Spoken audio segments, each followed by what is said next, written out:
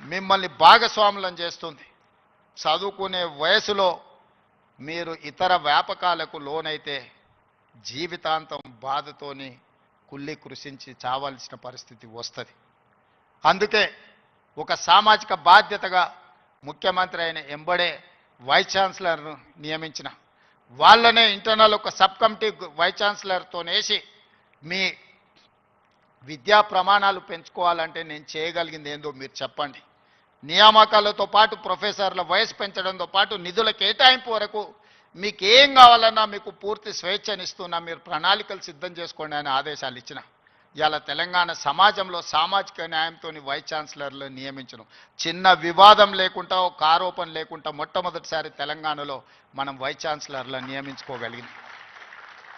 ఇవాళ public service కమిషన్కి ఒక బలహీన వర్గాలకు సంబంధించిన బుర్రా వెంకటేశంని ఒక రెసిడెన్షియల్ స్కూల్లో గవర్నమెంట్ హాస్టల్లో చదువుకున్న విద్యార్థి ఈరోజు పబ్లిక్ సర్వీస్ కమిషన్ చైర్మన్గా పనిచేస్తున్నాడు. వీళ్ళందరికీ ఒక చైతన్యం ఉంది, సామాజిక బాధ్యత ఉంది. కష్టాలు చూసి వచ్చారు. పేదరికం వాళ్ళ జీవితంలో ఒక భాగం. కొంతమందికి పేదరికం ఎక్స్కర్షన్. పేదరికం ఎట్లుంటుందో అంటే పట్టణం నుంచి పెద్ద బెంచ్ కార్ వేసుకొని పోయి చూసి పేదరికం ఓహో ఇట్లుంటుందా అని చూసి వచ్చే ఎక్స్కర్షన్ కొంతమంది పెద్దోళ్ళకు. కానీ ఆ పేదరికంలోనే పుట్టి ఆ పేదరికాన్ని అనుభవించి ఆ పేదరికంలో నుంచే అభివృద్ధి పదం వైపు నడిచిన వాళ్ళు ఈరోజు తెలంగాణ రాష్ట్రాన్ని నడుపుతున్నారు. పేదరికం అంటే మాకు కొత్త కాదు, పేదరికం మాకు చుట్టం కాదు, పేదరికం మా జీవన విధానంలో ఒక భాగం. మేము ఆ పేదరికాన్ని చూసి వచ్చినాం. ఆ పేదరికాన్ని పారద్రోలడం మాకంటే ఎక్కువ ఎవరికి తెలియదు. ఎవరి మీద మనం ఆధారపడాల్సిన పని లేదు. అన్ని శక్తియుక్తులు, తెలివితేటలు, అధికారం నిర్ణయించే శక్తి మన దగ్గర ఉంది. మరి మీరు ఎందుకు దీన్ని ఉపయోగించుకోరని నేను అడుగుతున్నా. ఇవాళ నేను ఉస్మానియా యూనివర్సిటీ ఇక్కడికి రాని విద్యార్థులకు నేను సూచన చేయదలుచుకున్నా. మీకు వ్యతిరేకంగా నిర్ణయాలు చేసేటోళ్ళు, మీకు నష్టం కలిగించేటోళ్ళు, మిమ్మల్ని కష్టపెట్టినోళ్ళను మీరు వ్యతిరేకించండి, నిరసన తెలపండి.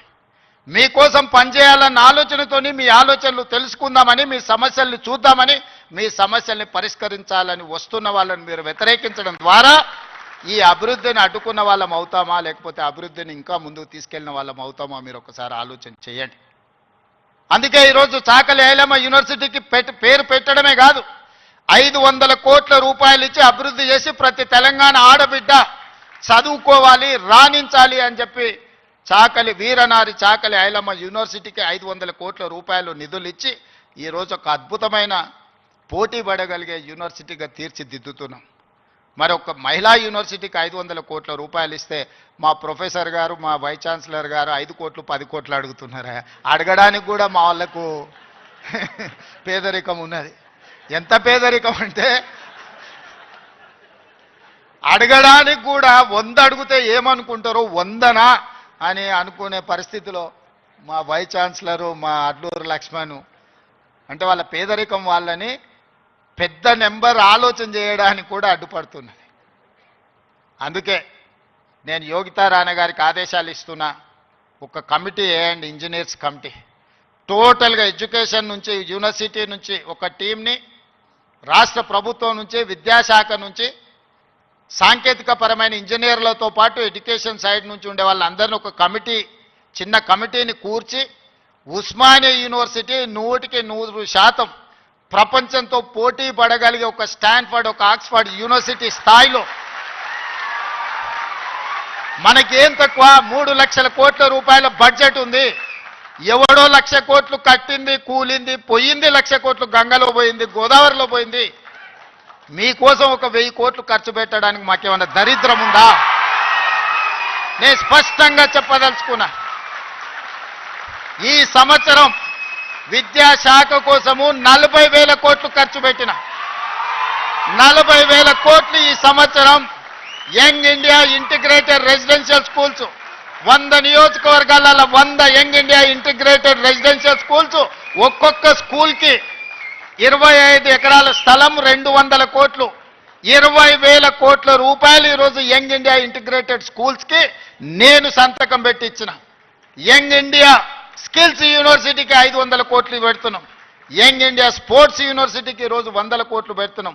యంగ్ ఇండియా పులీస్ స్కూల్స్కి ఈరోజు మనం 100-200 కోట్లు ఖర్చు పెడుతున్నాం. నేను అడుగుతున్న మిత్రులారా, ఈ ఉస్మానియా యూనివర్సిటీకి ఏమి ఇచ్చినా తక్కువే.